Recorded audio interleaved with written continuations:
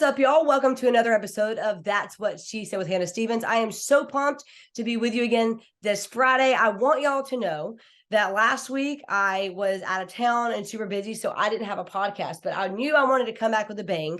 And so I was months ago, as I was kind of pondering this idea of game changers, people that have changed the game in their lives, their business or sport, whatever it looked like, people that I wanted to interview. And I knew that my friend Todd Baldwin was one of those guys that I wanted to talk to because I've known him since high school, middle school and high school. We grew up in Sequim, Washington together, and he has blown up, so to speak. And so he has become someone who has changed the game in many different areas, especially with finances and real estate. So I wanted him to come on and share his story, talk about how he got started, his childhood, his background, because everyone's childhood and background all leads to where we are today. Whether it's good or bad, it all helps us to become who we are. So obviously, when you have a humble start and a humble background, it's really cool to see how you've navigated your life to where you are today. So anyway, without further ado, Todd, I am so pumped for you to be joining us today. How are you?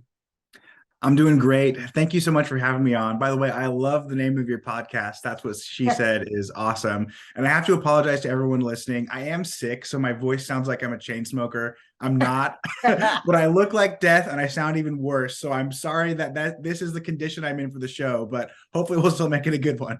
Oh, well, no doubt about that. And don't worry about that. This is definitely a podcast where, I want people who, whether they're watching on YouTube or on Instagram or whatever, Spotify, Apple Podcasts, Google Podcasts, that they just feel like they're in a room with us, that it's chill, it's conversational. And so I'm just so, like I said before we started, I'm just so proud of you because, you're someone who, it's really funny because you look back at middle school and high school and you think of like all these people and like where they are now. And you're one of the ones that I, whether intentional or not, have kept up with ever since we graduated high school. I mean, we've stayed Facebook friends and, we've consistently seen each other's posts. And so just to see you get to where you are today, it's been very fascinating and very awesome. So I'm very excited for that. But before you dive into, obviously what you're known for now, I want you to take us back, talk about growing up in Sequim, your childhood.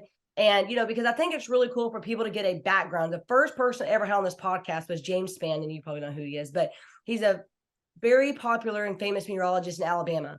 And he has a very awesome story from how he got to where he was in school, as a child, all the way to being Alabama's most popular meteorologist.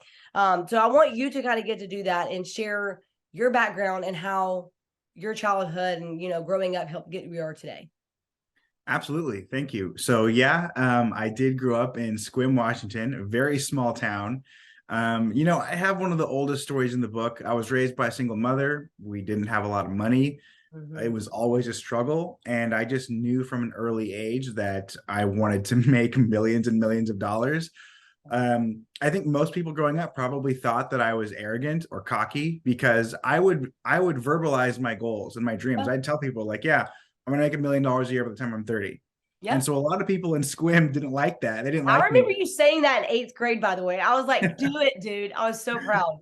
Thank you. Yeah, thank you. Well, it was kind of like 50-50, right? Half the people were like you, were like, that's pretty cool. And the other half of the people were like, who is this guy? Screw him. He's just arrogant, whatever. But yeah, so I grew up in Sequim, raised by a single mom. Resources were tight. I got my first job when I was 12, and I just sort of never stopped working. And just if you fast forward, I started a real estate company when I was 23, I believe. And I was a millionaire by 25, and I'm 30 now. And I did hit my goal of actually making $1 million a year. I hit that, I think, when I was 28 or 29. So it's been a couple of years now. And it's just crazy. Like it's, because I'm still very much the same small town kid. I don't have a very flashy lifestyle. I'm pretty frugal. There are some things that I'm splurging on. Like I'm literally building a mansion right now with my wife. And I'm building a house for my mom. So that's cool. But the rest of it, I'm a 10 out of 10 happy with like a slice of pepperoni pizza and a chocolate chip cookie. So I don't need very much. Yeah. So I'm happy that I met my goal, and it's just sort of wild. Yeah. So let's go back. And I guess it would be what, 2011, 2012, you started doing something called secret shopping, correct? And yes. I remember, like, I still am fascinated by it. I still don't completely all of it. But at some point in one of your posts, you said that basically, I'm just going to rephrase what you said. Mm-hmm. That something along the lines of, I enjoy doing fun things as long as I'm getting paid for them. Like, I'm not going to go spend money on having fun. I want to get paid or it be free. And that's Yes. kind of what you did. And I think that's so amazing, because so many people like myself don't realize that there are opportunities and ways to do things you already are going to be doing for either free or making money. So explain the concept of that, because I was watching one of your YouTube videos just to kind of refresh my mind. And I know it took a few years, but you did make over 30K on that, doing that alone. So Yes. explain the process of that and how that kind of got you started to where you are today. Absolutely. Yeah. So secret shopping is awesome. In a nutshell, it's basically a way for you to experience your everyday tasks, but get paid to do it. So for example, like a secret shopping company might hire an independent contractor like you or me or anyone who's listening to go pose at their establishment. So like whether it's a restaurant, a movie theater, or whatever, we pose as regular customers. We actually do buy the product or service, whatever they're selling. And then when we get home, we fill out a little report and we send it to them. Then we get reimbursed for whatever we bought and usually paid some profit on the side as well. So I started this because I met an awesome girl when I was in college and I had no money to take her out on dates.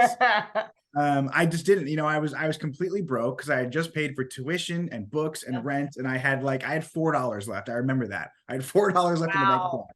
And so I was like, okay, here's this awesome girl. I want to take her out and I have no money. So how do I do it? And I know we're in like modern times, but I'm an old school guy. So like if I take a girl out, I'm paying for it. Like that's just who I am. That's how I roll. So I want to do that.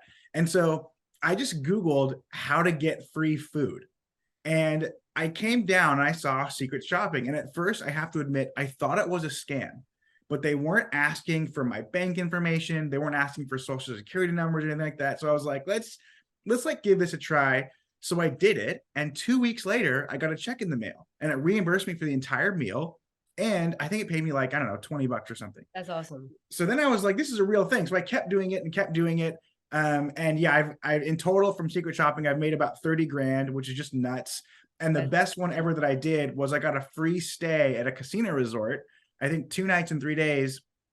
All the food was for free. All of the alcohol, the hotel was reimbursed. And I got like $400 in profit on the top.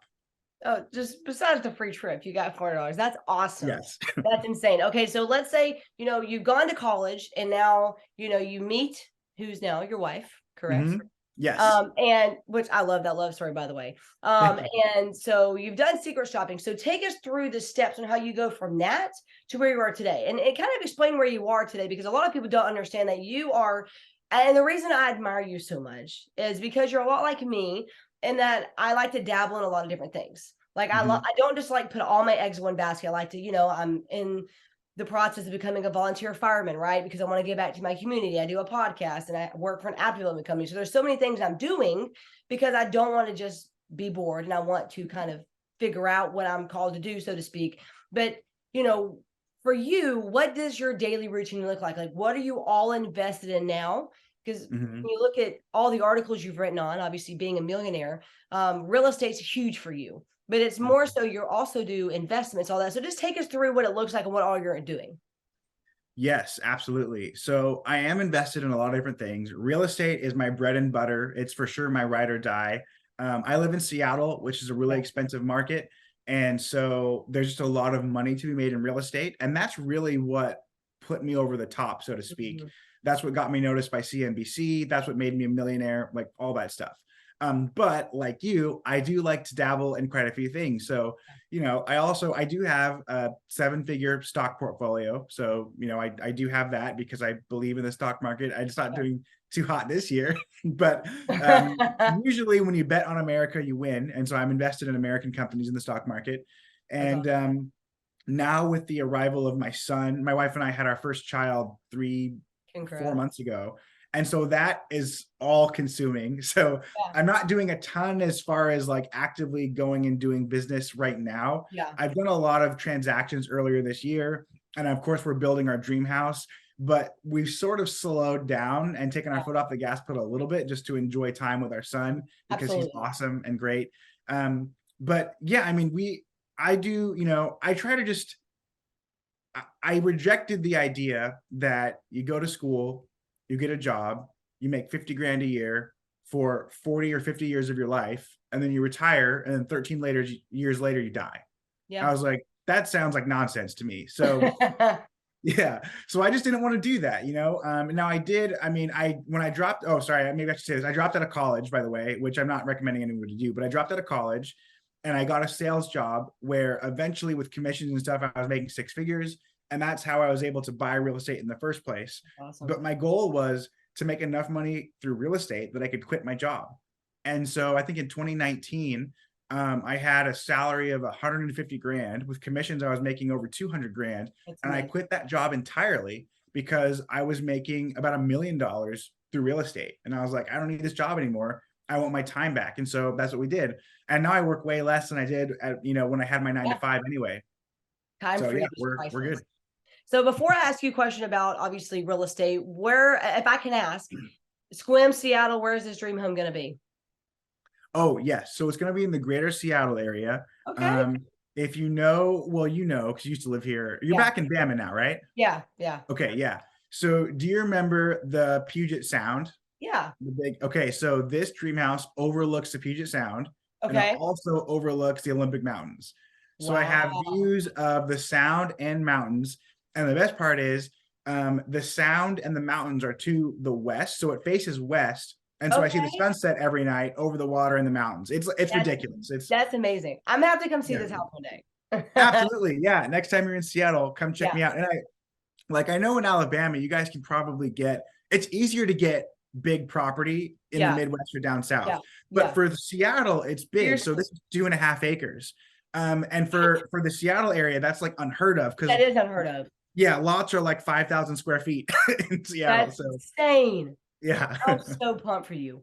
Thank you. Okay, so obviously, besides building your dream home, let's talk about real estate, because I think that's one of the most fascinating things about what you do. And I've shared this with a couple of my friends that have, been looking at Airbnbs or all this. I'm like, my friend Todd, like, legit rents out rooms in these houses. Like, explain the process of that, because that's genius. Like, I mean, especially in a place like Seattle where people aren't afraid to live with people they don't know, especially when rent is so expensive when you get a 1-bedroom apartment.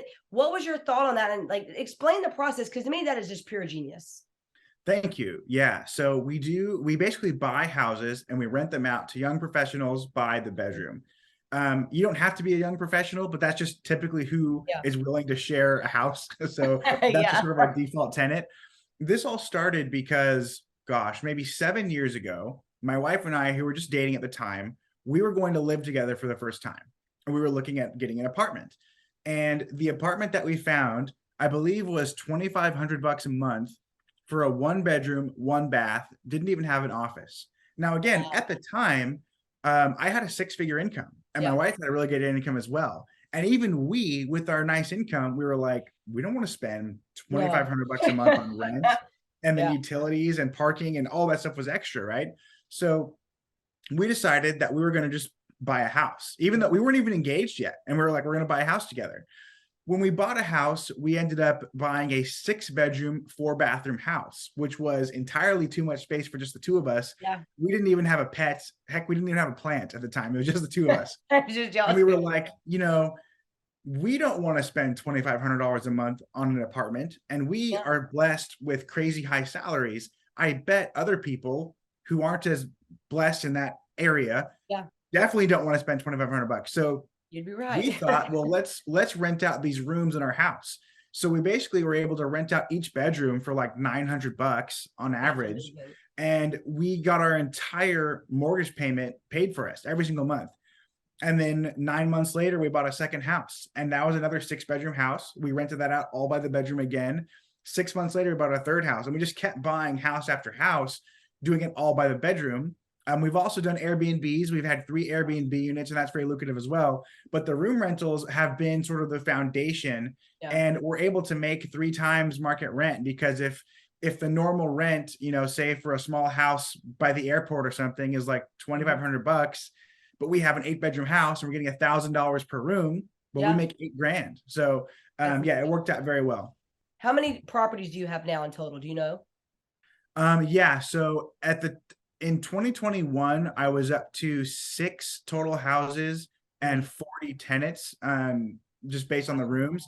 But I sold quite a few properties in 2021. Yeah. And that's part of this real estate investing too, is I Yeah, saw for sure. 2021 prices were very, very high and Mhm. interest rates were very, very low. Yep. And I don't have a crystal ball, but I was like, I bet we're sort of at a peak. So Yeah. I sold a ton of my property. I think I sold 5 of them. So I'm down to just 2 now. Wow. Yeah. I'm down to 2 properties, but I sold them for, crazy more than what I That's spent. amazing. And now Yeah. interest rates are 7% and the prices of real estate is going down. So I sold Yeah. at the right time. That's awesome. So, one of the other things you've talked about, especially on your social media, because we're Facebook friends. So, Yes. it's one of those things where you read people's stuff and you're like, I don't know if I hearted it or liked it. Like I just read it. It's pure genius. And I think it's kind of catching on to people is talk about your son and what you are setting him up for success. Because I think a lot of people don't know that this is a thing. And I didn't know it was a thing. And if I ever have a child, I'm doing this because you're basically setting up an opportunity for your son to be financially secure when he's a certain age. Can you explain that?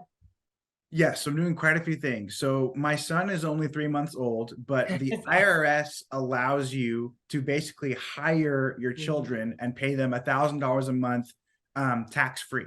So I have a business and I can pay my son $1,000 a month, Mhm. so he can make a salary of 12 grand a year and not have to pay taxes on that. It's a business deduction for me. It's Yeah. income for him.